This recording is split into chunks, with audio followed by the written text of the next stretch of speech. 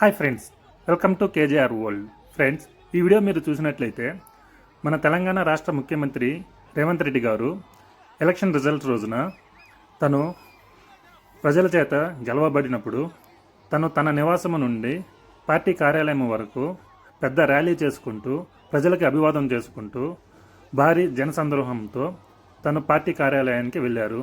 ఆ రోజు ఎలక్షన్ కూడా అమల్లో ఉంది. ఎలక్షన్ కూడా అమల్లో ఉన్నప్పుడు ఎటువంటి ర్యాలీలు కానీ ఇటువంటి సభలు కానీ చేయకూడదు. అలాంటిది మన రేవంత్ రెడ్డి గారు పెద్ద ర్యాలీ చేసుకుంటూ పార్టీ కార్యాలయంకి వెళ్ళినప్పుడు హైదరాబాద్ పోలీసులు దగ్గరుండి మరి ఆ ర్యాలీకి సపోర్ట్ చేసినారు. కానీ ఒక రైతు బిడ్డ తను 105 డేస్ బిగ్ బాస్ హౌస్లో ఉండి కష్టపడి ప్రజాదరణ పొంది ప్రజల చేత గెలవబడిన ఒక రైతు బిడ్డ తను ర్యాలీ చేస్తూ వస్తుంటే తన మీద లేనిపోని కేసులు పెట్టి తనని అరెస్ట్ చేసి జైల్లో పెట్టినారు. సో ఇది ఎక్కడి న్యాయము? రైతు బిడ్డకి ఒక న్యాయము, రాజకీయ నేతకి ఒక న్యాయమా?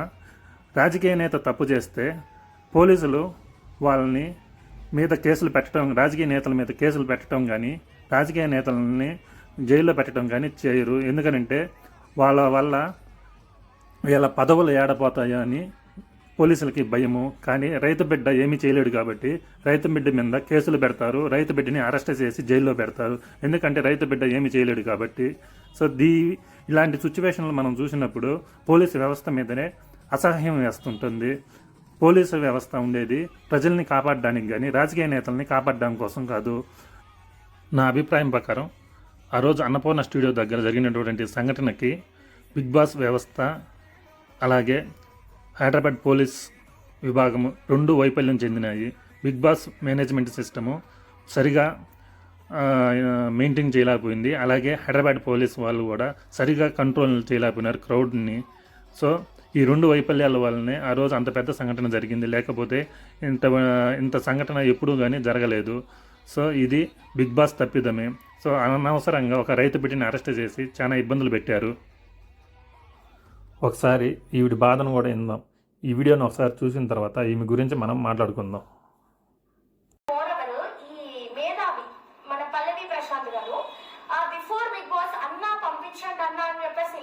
చేశారు. అండ్ నెక్స్ట్ కప్పు తెలిసిన తర్వాత ఏం మాట్లాడుతున్నారండి నాకు అర్థం కావట్లేదు. నిన్నేమో ఊరికొస్తే ఇంటర్వ్యూస్ ఇస్తామని చెప్పారు.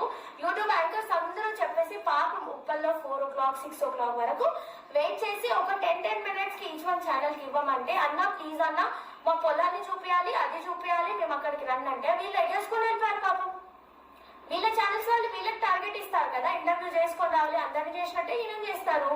అక్కడికి వెళ్ళిన తర్వాత ఇంకేం అంటాడు, మీరు రైతులకి చుట్టుపక్కల గ్రామాలకి ఇవి ఉన్నాయి కదా, ఏం చేస్తారంటే నేను ఎందుకు చేయాలి, మీరు నన్ను సీఎంని చేయండి, చేస్తాను. ఏం మాట్లాడుతున్నావు బ్రో నువ్వు, అసలు నాకు అర్థం కాదు. నీ బిహేవియర్ ఏంది? బయటకు వచ్చినాక టైటిల్ ఒక్కటి కొట్టంగానే సరిపోదు, క్యారెక్టర్ కూడా ఇంపార్టెంటే. ఫస్ట్ మాట్లాడేటప్పుడు నీ ప్రతి వీడియో నువ్వు టైటిల్ కొట్టిన వీడియో వైరల్ అవుతుందో లేదో, నువ్వు బ్యాడ్ గా బిహేవ్ చేసిన వీడియోలు ఎంత అలంకృత మిమ్మల్ని 4 గంటల సేపు 6 గంటల టైం వెయిట్ చేయించినాడని చెప్పి మీరు ఇంత ఆటిట్యూడ్తో మాట్లాడుతున్నారే తన మీద. తను 105 డేస్ ఆ బిగ్ బాస్ హౌస్లో కష్టపడి తను టైటిల్ విన్నర్ అయ్యి వచ్చి తనకి ఎంత ఆటిట్యూడ్ ఉండాలి. కానీ అతను ఆ ఆటిట్యూడ్ని చూపించకుండా మిమ్మల్ని బ్రతంలాడుకుంటూ అక్క మీకు ఇంటర్వ్యూస్ ఇస్తాను వెయిట్ చేయండి అని చెప్పి నాకు ఎనర్జీ లెవెల్ తగ్గిపోయింది, నేను కొంచెం టైం ఇవ్వండి, నేను రెస్ట్ తీసుకొని మళ్ళీ మీకు ఇంటర్వ్యూస్ ఇస్తానని చెప్పి బ్రతంలాడుకుంటుంటే మీరు చేస్తున్నటువంటి సంఘటన ఏంది? ఇలానైనా బిహేవ్ చేసేది? మీరు అసలు రిపోర్టర్సేనా లేకపోతే గొర్రెలా? మీరు ఏ రిపోర్టర్ కూడా ఇలా బిహేవ్ చేయరు. కానీ మీరు ఎందుకు ఇంతలా ఇది చేస్తున్నారు? అవును, తనకి ఎంత బిగ్ బాస్ విన్నర్ అయితే ఎంత అమౌంట్ వస్తుంది? 35 lakhs వచ్చింది. 35 lakhsకి మీకు తెలంగాణ రాష్ట్రం అంతా సహాయం చేయగలరా? చెప్పండి. చుట్టుపక్కల రైతులకి సహాయం చేస్తానంటే అతను ఏమన్నా ఎమ్మెల్యేనా, ఎంపీనా, లేకుంటే సీఎం? అతను చుట్టుపక్కల రాష్ట్రం విలేజ్లకి అందరికీ సపోర్ట్ చేయడానికి తన కాటుండే 35 లక్షలు తనకి ఎవరైతే పేద రైతులు ఉంటారో ఐడెంటిఫై చేసి వాళ్ళకి సహాయం చేస్తానని చెప్పినాడు. బిగ్ బాస్ హౌస్లో ఉన్నప్పుడే చెప్పినాడు, నేను 35 lakhs రైతులకే సహాయం చేస్తానని. నువ్వు ఇప్పుడు వచ్చి చుట్టుపక్కల రైతులందరికీ ఏం చేస్తావంటే అతను ఏం చేయడానికి అతను ఏం చేస్తాడు? ఫస్ట్ ఆఫ్ ఆల్ వాళ్ళ ఇల్లు చూసారా? తను వాళ్ళ హౌస్ ఎలా ఉంది, తను కుటుంబ వ్యవస్థ ఎలా ఉందో మీరు గమనించినారా? గమనించినట్లయితే మీరు అసలు మాట్లాడరు. ఎవరో కానీ ఆ స్థితిలో ఉండి ఆ వచ్చినటువంటి విన్నర్ ప్రైజ్ని మళ్ళీ రైతులకి దానం చేస్తానన్న వ్యక్తి ఎవడూ కానీ ఉండడు. ఇతను ఒక్కడే నేను వచ్చినటువంటి బిగ్ బాస్ ప్రైజ్ మనీని అందరి రైతులకి దానం చేస్తానని చెప్పినటువంటి మొదటి వ్యక్తి. హౌస్లో ఇంతమంది బిగ్ బాస్ హౌస్మేట్స్ ఉంటే ఏ ఒక్కరూ కూడా నేను వాళ్ళకి దానం చేస్తాను లేకుంటే వీళ్ళకి దానం చేస్తానని ఎవడూ కానీ చెప్పలేదు. ఒక్క పల్లవి ప్రశాంత్ తప్ప. పల్లవి ప్రశాంత్ ఇంత వినయంగా అందరిని బ్రతిమలాడుకుంటూ అందరికి ఇంటర్వ్యూలు ఇస్తూ ఎంతో సహనంగా మీకు అందరికీ సహకరిస్తుంటే మీ యాటిట్యూడ్ మీరు ఏంది? అసలు మీరు మాట్లాడే విధానం ఇదేనా?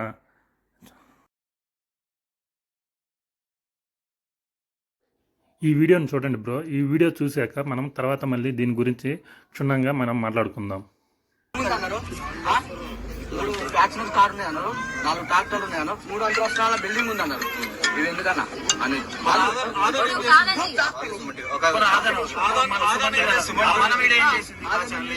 క్యూబ్ అని చెప్పినాం కదా. ఆలోచించు నిన్న వచ్చిన ఒక్క నిమిషం నేను ఇస్తా అని చెప్పినా కదా. ఇవ్వాలనే టైం ఉందా? నువ్వు నేను ఏమన్నా మీరే చెప్పండి. నేను వస్తే ఆడికి వచ్చినాక ఇచ్చాను కదా. తీసుకోలేదు సింగిల్ బైక్ అడితే రేపు రాను అన్నా. మీ ఛానల్ కి పెట్టినా తమ్ముడు కొంచెం లైట్ పడాలి. అందుకే మీ ప్రెస్ మీట్ పెట్టినాం కదా. కాదు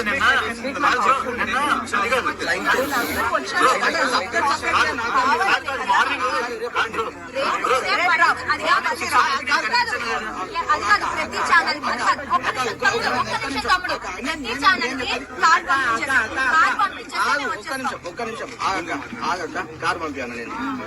సరే పంపిస్తా. మీరు కార్ పంపిస్తూ వస్తాను కదా. ఓకే నువ్వే అన్నావు కదా కార్ పంపిస్తూ వస్తాను కదా. సరే రేపు రండి ఇగో ఇప్పుడే అన్నది కార్ పంపిస్తూ వస్తాను. అయిపోయింది కదా. అందరినీ అడిగింది.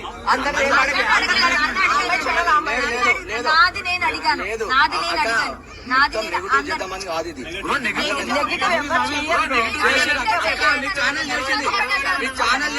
మీ ఛానల్ చేసింది మమ్మల్ని.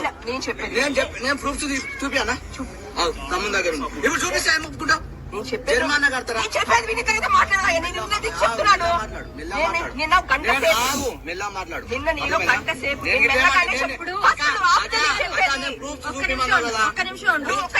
ఒక్క నిమిషం మాట్లాడుకుంటా చెప్తాను. నువ్వు ప్రూఫ్స్ చూపించాను.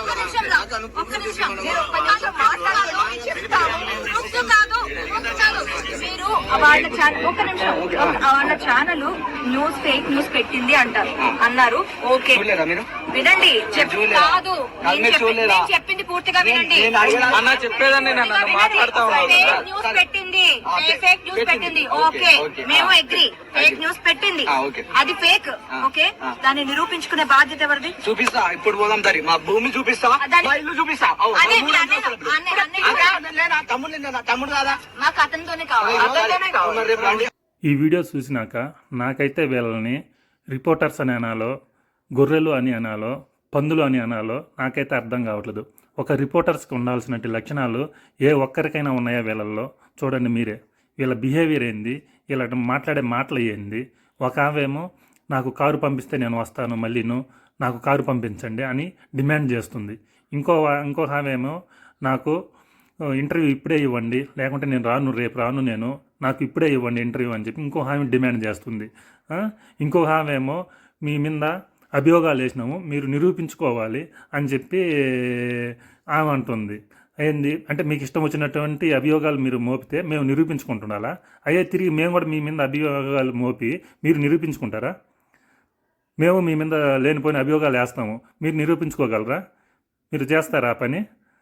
ఒక రిపోర్టర్స్కి ఉన్నటువంటి లక్షణాలు వీళ్ళల్లో ఏ ఒక్కరికి కానీ లేదు. వీళ్ళు ఏంటంటే వీళ్ళ టీఆర్పీల కోసము, వీళ్ళ వ్యూస్ కోసము, వీళ్ళు డబ్బుల కోసము ఎదుటి వ్యక్తి ఏమైనా పోని ఎలాగైనా ఉన్ని మనకు సంబంధం లేదు, మనకి కంటెంట్ తీసుకున్నామా, దాన్ని మనము పబ్లిసిటీ చేసుకున్నామా, మనకి వ్యూస్ వచ్చినాయా, డబ్బులు వచ్చినాయా, ఇంతేగాని అరే వాళ్ళు ఎలాంటి పొజిషన్లో ఉన్నారు, వాళ్ళని మనము ఇలాంటి సమయంలో మనము హింసించడం కరెక్ట్ కాదు, బాధ పెట్టడం కరెక్ట్ కాదు అని కొంచెమైనా ఇంకిత జ్ఞానం ఉంటే ఏ ఒక్క రిపోర్టర్ కూడా ఇలా బిహేవ్ చేయడు.